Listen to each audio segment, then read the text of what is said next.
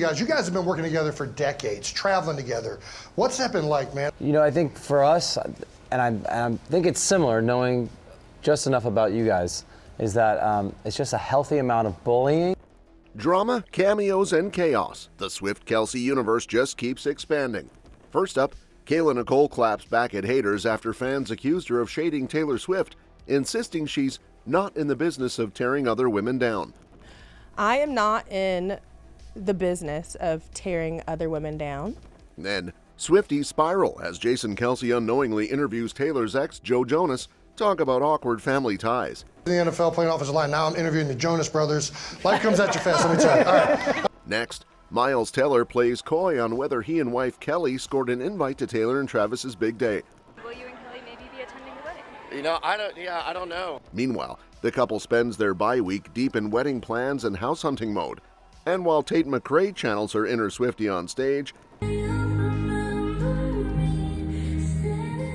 Caitlyn, Clark and Connor McCaffery might just make the wedding guest list everyone's dying to see. Kayla Nicole's been catching heat again, and this time it's all over a Halloween costume. Yep, because apparently in 2025, even dressing up for spooky season can start World War III on social media. Fans were convinced she was taking a shot at you-know-who, that chart-topping blonde superstar currently planning her love story wedding with a certain tight end. Who knew you think I am? But Kayla, she's rolling her eyes at the drama, swearing she's not in the business of throwing shade, just serving looks. On her latest podcast episode, Kayla made it crystal clear she wasn't trying to tear other women down. According to her, she was just channeling her inner Toni Braxton, you know, the queen of heartbreak anthems, and paying tribute to the He Wasn't Man Enough era. That iconic music video, the one where Toni and the new wife team up to expose a cheating man? Yeah, that one. I am not in the business of tearing other women down. This moment was about celebrating an icon in my culture, someone that I have listened to since I was very, very young. Or even now, Toni Braxton, He Wasn't Man Enough for Me, is honestly in my Spotify rap, Apple rap music, top 100 every single year. Kayla even told fans to go rewatch it and clock that ending, which honestly sounded like a not-so-subtle wink at all the internet detectives trying to connect dots that may or may not exist. Please go watch the video, and you might be surprised at the ending as well, okay? Clock that. Still, people can't help but read between the lines, especially since she's the ex of Travis Kelce, who's currently living his best rom-com life with the world's most dissected pop star. Coincidence? Maybe. Convenient? Definitely. But Kayla insists her inspiration came from her childhood best friend who, wait for it, is also named Taylor. Talk about cosmic trolling. She swears it wasn't that Taylor, just a school days bestie who used to blast Toni Braxton on the car ride home from private school. I had a white best friend, her name was Taylor, and her mom's name was Pam. And I specifically remember driving home from private school in my little uniform in the back of the paddy wagon with Taylor. And her mom was playing this song, playing at the top of her lungs, and it was just like an aha moment that, wow, white people listen to black people music as well. Of course, this isn't Kayla's first rodeo with costume controversy. Last year, she admitted she once dressed up as Teyana Taylor, who just happened to be married to her ex at the time. Yikes. Even she called it the craziest thing she's ever done. Let's just say when it comes to Halloween, Kayla Nicole doesn't miss the chance to stir the pot, intentionally or not. Halloween for me is an opportunity to, one, not be myself, and two, dress up as someone that I admire, someone that I've been a fan of, someone that I think is just chef's kiss. And speaking of chaotic coincidences, guess who just accidentally interviewed Taylor Swift's ex-boyfriend on national TV? None other than Travis Kelce's big brother, Jason. The man who somehow keeps finding himself in the most unintentionally hilarious pop culture crossovers of the year.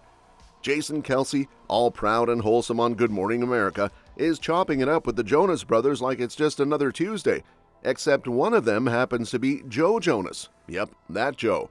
The one who famously dated Taylor back when flip phones were still a thing. Swifties online lost their collective minds faster than you can say Mr. Perfectly Fine. While Jason was asking perfectly innocent questions about brotherly teamwork, fans were convinced he had no clue he was sitting across from his future sister-in-law's ex. The internet went wild with memes. One fan joked there's 0% chance Jason knows, while another swore he was blissfully unaware, probably just wondering why this Jonas guy looked so familiar. Let's be real, Jason gives off strong I don't even know who sings what energy. If it's not playing in the locker room or at a tailgate, he's not registering it. The interview itself was actually pretty wholesome. Joe and Jason bonded over being girl dads, swapping dad jokes and sharing that mutual kids are chaos but we love it look. When Jason asked about working with siblings, Joe joked that it's all about the perfect mix of bullying and affection, something Jason definitely related to, given how much he and Travis roast each other like it's a full-time job. The two laughed it off like old buddies who have been through the same sibling circus.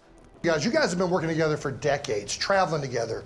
What's that been like, man? You know, I think for us, and I think it's similar, knowing just enough about you guys, is that it's just a healthy amount of bullying, but not enough to create chaos in the family group text. And speaking of famous connections to the Swift-Kelce universe, looks like another celebrity couple might be waiting by the mailbox, wondering if their golden ticket to the biggest wedding of the decade is coming, because Miles Teller just admitted he's not sure he and his wife Keleigh are even invited. Yep, the same Miles who slow danced with Taylor Swift in her I Bet You Think About Me video is suddenly playing it cool like invitation, never heard of her. Fans are already picturing him checking his inbox like it's Black Friday, refreshing every 5 minutes just in case a cream-colored envelope magically appears. When asked about the big event, Miles said something along the lines of, I don't know, which is Hollywood code for, I totally do, but I'm pretending not to. Will you and Keleigh maybe be attending the wedding? You know, I don't know. He did throw in that he's super happy for the couple and that the wedding's gonna be one impressive event, which, let's be honest, might be the understatement of the century. Knowing Taylor, this isn't just a wedding, it's going to be an era, complete with choreography, symbolism, and probably a 5-minute slow-motion kiss scored by a secret unreleased ballad. That is going to be, I imagine, one impressive wedding. But yeah, just very happy for them. I've known, Trav for a while too, and yeah, I think they're having a blast. That's the point. Now, to be fair, Miles and Keleigh were once solidly in Taylor's inner circle. They danced their hearts out in that 2021 video, hung out in her Super Bowl suite like VIPs, and even got to hear All Too Well before the rest of the planet. Imagine being in a room with Taylor in a wedding dress, crying your eyes out while she plays unreleased music. That's basically peak Swiftie nirvana. But since then, radio silence. The Tellers haven't been spotted with her since, and fans are side-eyeing that absence like it's a red flag in a group chat. Meanwhile, the stars of the show themselves, Taylor and Travis, seem way too busy living out their real-life rom-com to worry about who's in or out of the wedding guest list. While the rest of the NFL world is using the bye week to study plays and ice their knees, these two are apparently mapping out their happily ever after. Forget film reviews, Travis is reviewing floral arrangements, and Taylor's probably storyboarding their wedding like it's a blockbuster trilogy.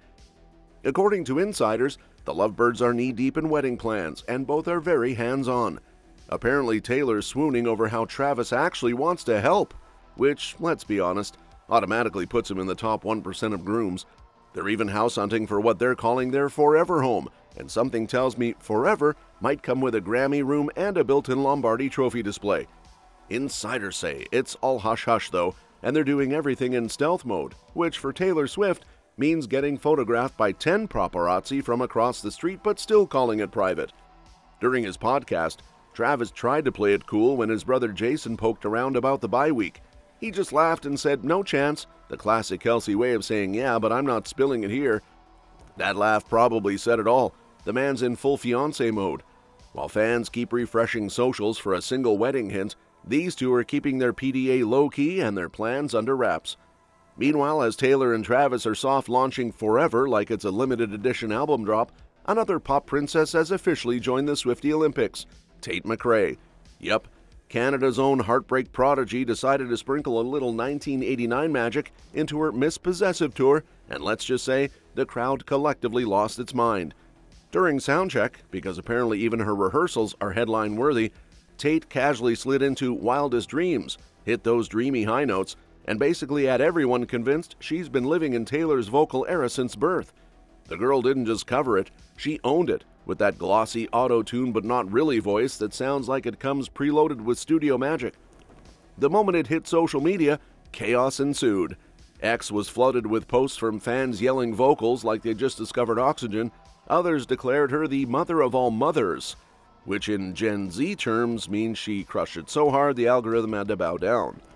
Some Swifties even went full blasphemy mode, whispering she might have done it better than the original.